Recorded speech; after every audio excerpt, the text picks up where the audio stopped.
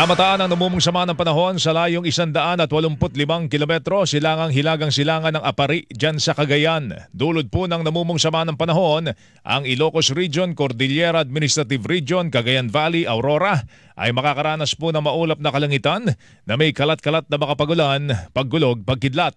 Umiral naman ang hanging habagat sa Central at Southern Luzon, kaya ang Metro Manila, Pangasinan, Zambales, Bataan, Cavite, Batangas at Occidental Mindoro ay makararanas ng panakanakang pag-ulan. Habang ang Western Visayas at nalalabing bahagi naman ng Luzon, magkakaroon po ng maulap na papurin na may kalat-kalat na makapagulan, pagkulog, pagkidlat, dulot pa rin ng habagat.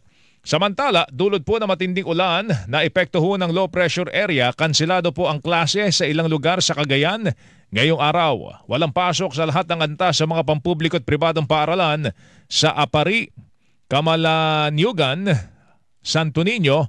Sa lungsod naman ng Valenzuela, suspendido ang klase ngayong araw mula kindergarten hanggang senior high school sa mga pampubliko at pribadong paaralan. Tuloy naman ang online classes sa kolehiyo sa lungsod ng Valenzuela. Sa lungsod ng Pasig, suspendido rin ngayong araw ang in-person classes mula kindergarten hanggang senior high school sa mga pampubliko at pribadong paaralan. Suspendido rin ang klase ngayong araw sa lahat ng antas sa mga pribado at pampublikong paaralan, dyan naman sa Cavite.